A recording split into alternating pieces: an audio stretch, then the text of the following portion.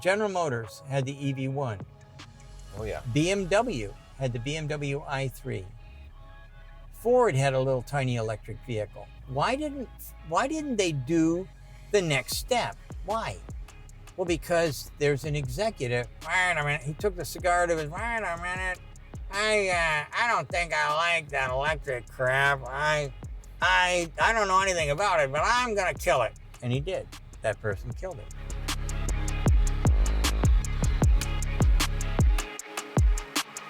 Hey everybody, I'm so happy to have Sandy Munro here next to me in his Cybertruck. It's amazing because I'm really watching your videos because you're doing great work. So thank you so much for your great work. And I see that you're like really someone who's like sticking to facts, to truth, to technology, innovations. And that's so important these times, especially when there's so much misinformation out there, especially in Germany. You know, we were on a good track, Sandy. Like everybody was hyped about EVs, and now there's a big setback because some political parties and other interest groups try to push back the EV movement again and really try to focus on, oh, we have to do like synthetic fuels and stuff like this. There's like this e-fuels and things like, and the combustion engine cannot be dead in 35. We have to prolong that. It's terrible to see that. And so what do you think? How should we bring information to the people? How we should like make the people wake up and tell everybody like that BEVs are the future and that doesn't make sense to follow other technologies? Well, first off, people are not stupid. Marketing guys are really clever. They get paid to create propaganda, and they've done a good job, I think, of stemming the tide, as it were. But it can only be temporary. You can't stem the tide forever, and sooner or later, all these very smart people that have been talking about global warming and the effects of hydrocarbons and carbon dioxide and whatever in the atmosphere, it's going to come to fruition. You've had a couple of really bad years with floods that no one ever saw before in Germany, heat waves that nobody in Europe ever saw before. Okay, a couple more of these, and the guys with big teeth and big smiles and a line of shit from here to China, they're eventually going to get caught. Now, I think that the main reason that the EV tide has been stemmed is because of VW's lack of interest, or their lack of putting VW. I was predicting to be the company that was going to crush Tesla. Yeah, I said it. I mean, I said it dozens of times. Also in Germany, yeah. But at the end of the day, this was the B team, or maybe the C team that worked on those cars. Yeah. The ID4, wow, that was a stinker. No way to do over-the-air upgrades. Yeah. The software, some people never got a software upgrade in 3 years. What the? I mean, where did that come from? And then taking the car to pieces. The one thing that we did find that when I tore that car to pieces, I found the electric motor to be absolutely wizard. I was very impressed with that. Mm-hmm. But most of the other stuff, like the car parts, the doors, the suspension, that's typical of VW. But where I was really looking for changes to happen, to make things as they should be in the next generation of transportation, they were missing. The circuit boards were out of date. The software was a sad joke. The propulsion, everything about it, it didn't connect, and at least not with me. But Tesla, I mean, they have to invent everything. VW had a whole bunch of Chinese companies that they work with that could have fed them all the information they could have wanted in order to, like I say, crush Tesla, Ford. BMW was the one that I was the most disappointed in because they brought out a great car with a hideous design. The BMW i3 was just, oh man. it was red hot, the best technology ever. Who created that monster? I don't know. But if they would have had a different style, there would be no Tesla, period. So everything was ready in Germany, and it didn't happen. And it didn't happen because the leadership there, except for, what's his name? Herbert Diess? Yeah, Diess, yeah. That guy, people have asked me, we're looking for a new CEO, startup company, blah, blah, whatever. Who could we get? And Diess comes out first. That's the first thing that I spit out. Do I have direct? No, I don't have any direct connections. But at the end of the day, he had the vision. And what'd they do? Wrap him around the axle and toss his ass out.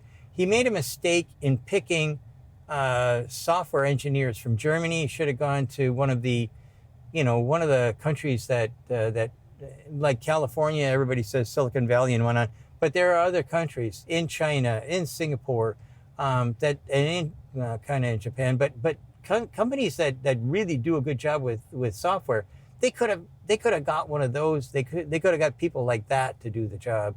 And I think Dietz, I've forgotten the Porsche guy's name. Blume. Yeah, Blume. I'm sure that if I wanted to design another red hot, V16 engine, he'd be the guy I'd want to talk to. But he's not the guy that I'd want to talk to if I was going to try and pull Volkswagen out of the doldrums and turn that company around. And I will tell you, I talked a little bit in the past about this. VW now, what they need to do is get rid of 40% of the company like today. Yeah. I mean, you have to pull the bandage off. You have to say that we made a mistake. Unfortunately, our mistake is going to cost 40% of the people in the company's jobs, a whole bunch of factories, a whole bunch of stuff. But in order to save the company, it's like cancer, right? If you have cancer on your leg, the leg has to come off. Well, it's going to make it hard to walk. Okay, fine. Keep the leg, and then it'll spread, and you'll just die. And that's where VW is. I also sometimes I'm really angry about the German automakers because I think why they don't do it. And sometimes I think did they ever have had a chance because of their, what you already mentioned, I think there's a big structural problem. The whole structure of strong unions in Germany and there's this sentiment of keeping things as long as they can and not this I would say this insanity like Elon has in his head to always push the next innovation, always push to the next technology, always looking for the next big thing. And that's not the German sentiment. The German sentiment is we have so much here, we build so much wealth, and we want to prolong and keep it as long as we can. So I ask myself sometimes, did they ever had a chance? Because what you said, to have a chance to be one of the leaders in the EV and in the future mobility market, you have to be very aggressive. You have to change things. You have to cut a lot of ties. You have to change the whole strategy, the whole company, and that's what Herbert Diess did try to do. But they pushed back and they say no, you can do a little bit of EV, that's nice, do a little bit here, do a little bit there, but not go fully into it because it's too dangerous and we are not convinced. So the vision is missing, the fully commitment is not there. There's no leadership. Yeah. There's no leadership. What have you got? They've got what do you call it? The guys, what's the state or province that owns a tremendous amount of Niedersachsen. Lower Saxony. Lower Saxony. Yeah, Lower Saxony. Lower Saxony. Well, wait a minute. You're gonna cut jobs? Oh, those jobs are in here. No, you're not. Yeah. And then you've got the German government and the board of workers' council. The workers' council. Mm-hmm. You know what? No worker has ever developed a company. Yeah. It just doesn't happen. Yeah. That's not the mentality. Workers are to work. And they can bring you lots of good information on how you can perfect the product or something like that. But if it has to be a dramatic paradigm shift, a word I've been using a tremendous amount over the last few years, this is a paradigm shift. And if you stay with the old paradigm, I'm sorry. He has to Anyhow, go to I'll be stage. back. I'll be back. Okay. Sorry, my German friend. Yeah, no worries, no We worries. were All looking good, for you. That's why all you're not good. coming. You're inside the Oh. truck. So anyway, in order to have something that moves quickly and effectively and efficiently, you have to have a really strong leader, something like Elon Musk. Elon Musk definitely is in charge. There is no Wall Street. He doesn't care about Wall Street. He doesn't care about the different types of press. He just does not care. What he says and what he does is, I want to have something that's going to be revolutionary, and I want my people to develop it, and I want them to do it in the fastest, most efficient way. And the worst possible way to run anything is a committee, right? You put a committee in charge, and quite frankly, it slows down, and everybody's got an opinion. And so consequently, what happens is that those opinions usually aren't popular with everyone. And so consequently, you wind up with slower and slower and slower. And then ultimately, you wind up with no movement whatsoever. And that's where I believe the bigger corporations are. And it's not just Volkswagen. It's also, it's also Toyota. They have their problem. Oh, and yeah. what wound up happening? The old guy, the little fat boy from Toyota family, he had to get pushed out of the way. When he got pushed out of the way, then Saku came on, and he had ideas and whatnot, and he was ready to take the company in a totally different direction. And then what happened? The committees came along and slowed everything down. So for me, I believe that of all the different companies out there, the one that had the most, I don't want to say direction, but the most interference trying to get the job done was Volkswagen. No question about it. Yeah, I heard you when you talked about like the change from 12 volt to 48 volts. Yeah. And it was very interesting for me because you have so many insights, and you told in a video that you try to push this 48 volt technology also, like in other companies, car companies, Right. years before, and Right. you could not do that, or they didn't want that. So that speaks for itself, like the structural problem, they like it cannot be that like this is not the biggest innovation in the world. It's just like, I would say, like the normal typical way of like how like technical stuff is moving forward. It's just like, and even if those small innovations don't work, how can like big innovations work? I cannot believe like if the company, do you think the companies like the legacy automakers have any chance to catch up, or what will happen? I heard about a autocalypse happen. A which? Autocalypse is happening. Autocalypse. So I think like it means like that the car, Like apocalypse, or doomsday. they will die. Oh, yeah. A lot of them will die or collapse. Or Well, yeah, and I see that happening. And that's happened in the past. I mean, you think about it. Think of all the great, big, giant train companies that were out there, right? They owned the United States. They owned it. They owned all the transportation. Why didn't they get in the car business? Oh, trains will never die. I went in to Kodak, and I gave them a speech. They asked me to put something together to talk about the future. So what I did was I brought something with me, and it was a little tray about this big, and you took this tray and you put it on top of an overhead projector, and then you could plug it into your computer, and whatever you had on the screen would go to that, and then it would be projected up onto the big screen, right? So I used that for my presentation. The guy from Kodak said, "How dare you? How dare you insult us with that ugly piece of shit?" And I said, "Well, what are you talking about? You said you wanted to see what the future is. I believe this is going to be a shadow of the future. This is giving you an indication on what you can possibly do next. And that's bull. And he picked up a glass slide and he said, this is the future. So the little, 2-inch glass slides or whatever the hell they were, he put that up and he waved it in my face. And it took me 6 months to get my money. At the end of the day, what happened to Kodak? I mean, can you find anybody who knows what the hell a glass slide is? This is the difference between, this is the way I've always done it. This is my paradigm. I look through the paradigm. It's been great for like 50 years. And now you're telling me that the paradigm isn't going to work? Every time you see a shift in the paradigm, then in the way things are done, you'll see a company collapse. Good example is Switzerland.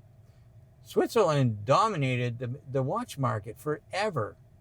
And then somebody invented the quartz movement. Who invented the quartz movement? Do you know? No. It was the Swiss. And they discounted it because it had no gears. We've got all these machines for making fine blanking and stuff like that. We're not going to go like this. This is bullshit. We're not going to have a quartz movement. We're gonna survive and thrive with these little gears. Now people still buy them, and places like Rolex and whatnot, they still are around. But they went from 100%, nearly 80% of the market share, down to almost nothing in a flash.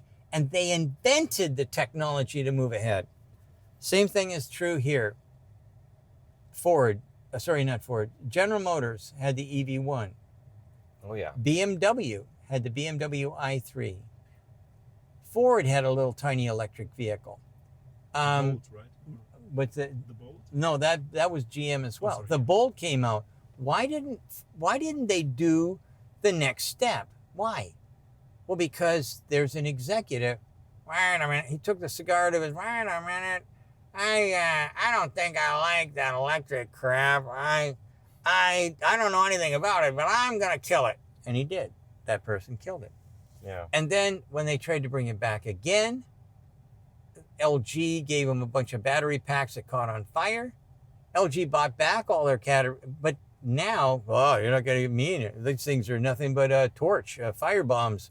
Forget it. We're not going to do that again. We're smart enough to, after one failure, that's it. We're done. And that's kind of like the way big companies run.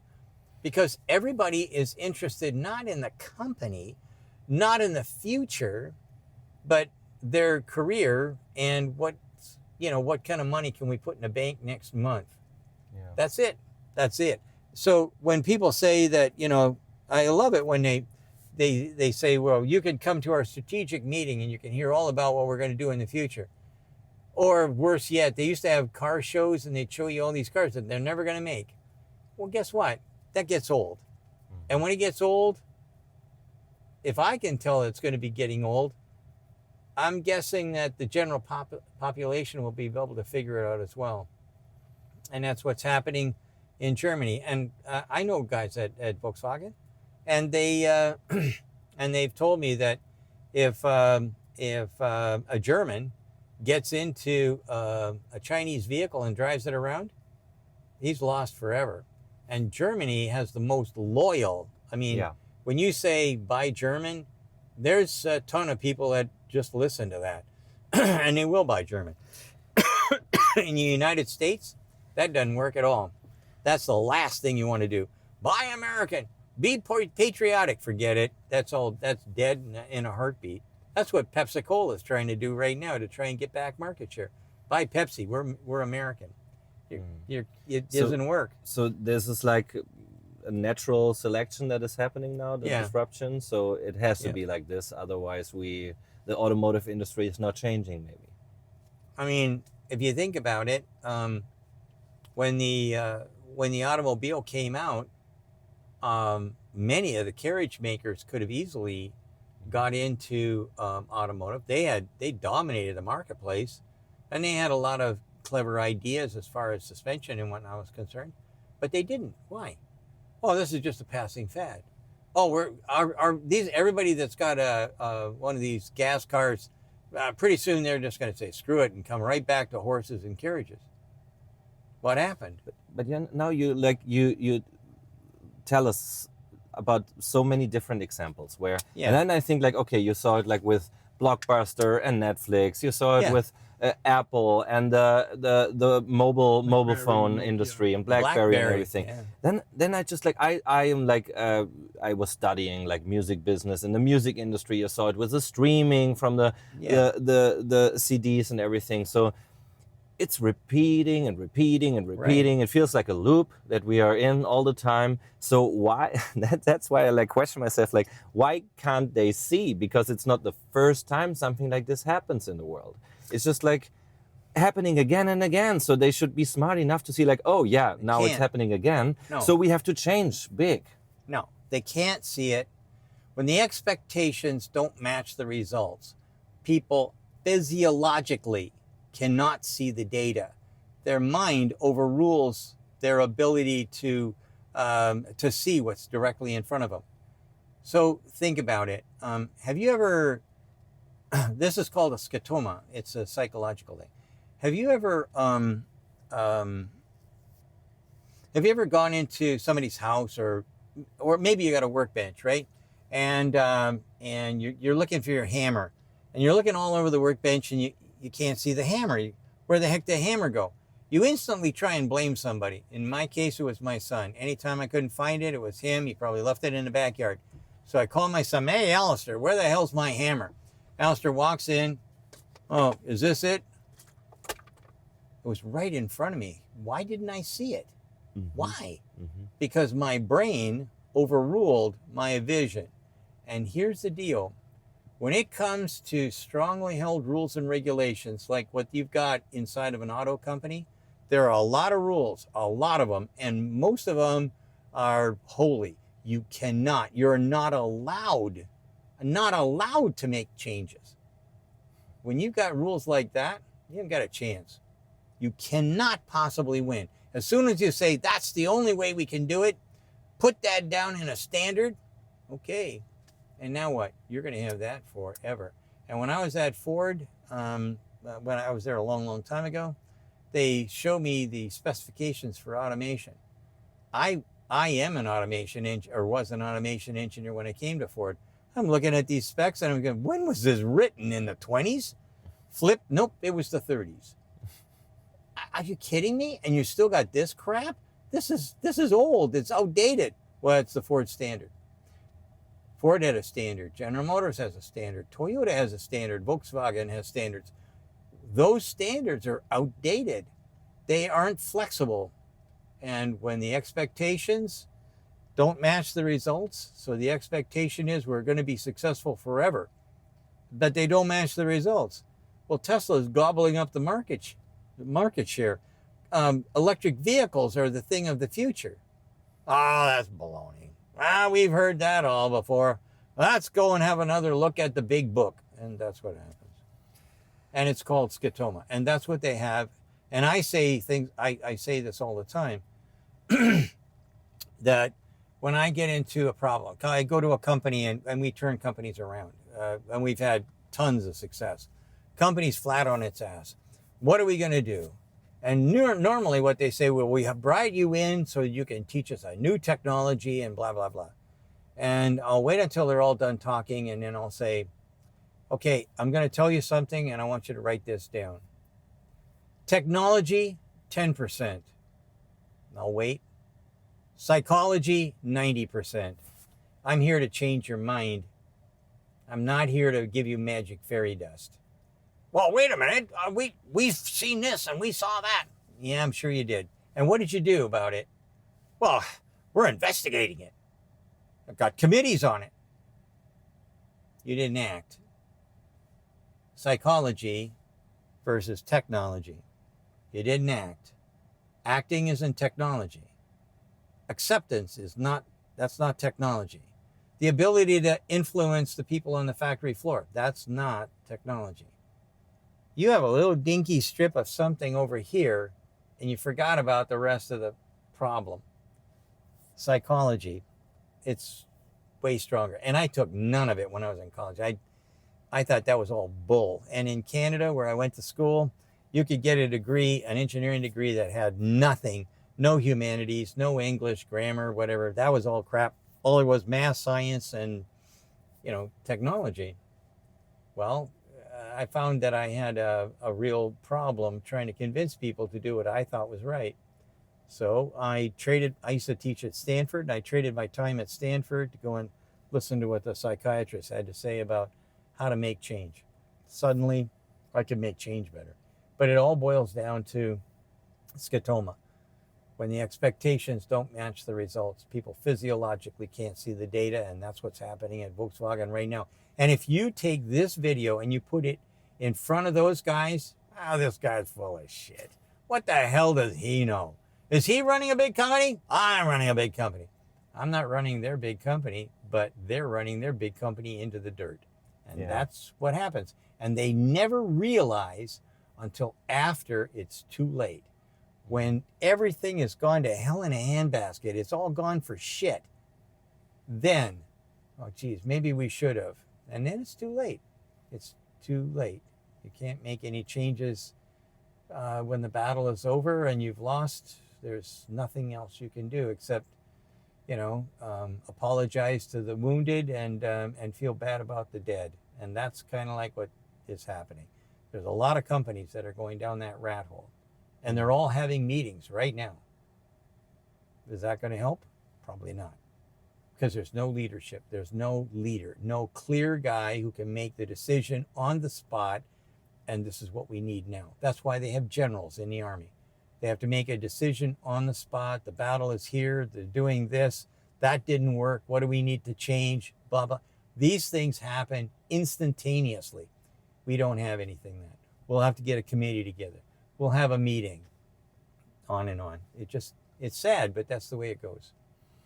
Yeah, that was a lot I have to think about, and thank you so much for your thoughts. Just like one last question to make it a little bit positive and more like talk about tech, like in the end.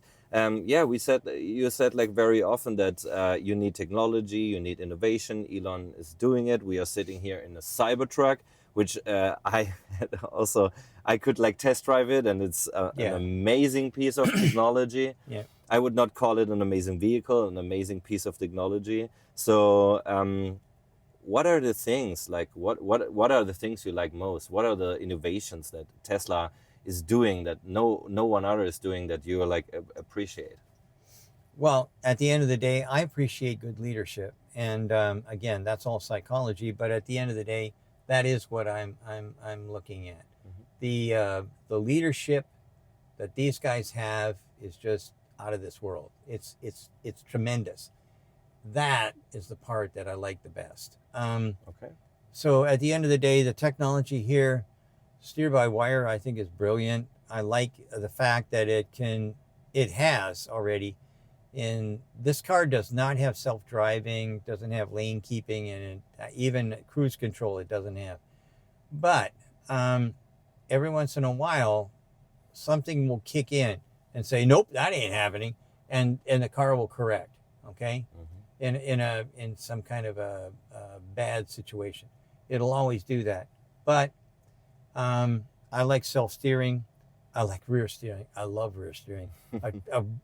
A big bomb like this, being able to spin around and whatnot, oh my God, it's like amazing. It really is great, especially if you're trying to get into parking lots. 48 volts is invisible, and it just makes the car lighter. But I like that. The Ethernet loop is not 100% in place. They're still using 12 volts and they're using a bunch of different voltage at different things, and they're still using CAN bus in some places. But what they've done is they've jumped off the cliff. They're heading now they're heading down to the water or whatever they're jumping into, and they're going to learn quickly what's going to work and what isn't going to work. And that's what's going to make them great, because They're going as fast as they possibly can. This is something that I really like about Tesla. They've had so many different situations where speed was what crushed everyone else. They're so damn fast, and they've got a good leader. So you've got a good leader. They move in incredibly quick, and they're not afraid to listen to the engineers. And that used to be the hallmark of Volkswagen, but That's not actually anymore. what I like very much to read when all the people who are leaving Tesla or people like left for a while, they all say like they are so thankful for the leadership of Elon because Yeah. he really always pushed them, always tried to get the best out of them. Yeah. And so that is really like something you can hear from everybody coming from Yeah. there. But And the this big is, thing is that they is back the them up. opposite of what I'm hearing from the German automakers. It's right. like, I try to do everything, but they don't let me do it. It's Yeah. exactly the opposite. Yeah. And he is like really pushing them and giving them everything they want, everything they need to do this stuff. Yeah. And that's amazing. Well, it is what it is, and quite frankly, the attitude of the general working class or whatever about, I want to work from home and I don't want to work any longer than I have to. Everything that used to be the German work ethic. I mean, I heard about when I was a kid. All my masters were either from Great Britain, or they were from Germany. All of them. All my tool making masters, all of them were either German. I had no Canadian masters. They went across the border and worked in the States. These guys taught me work ethic. They were phenomenal. And I mean that sincerely. Phenomenal. Fanatic about getting it just right. Making everything perfect, just right. I don't see that too much. In fact, I don't know if I should even say this, but we aren't hiring any kids, period. The youngest guy I've hired in the last year or so was 40.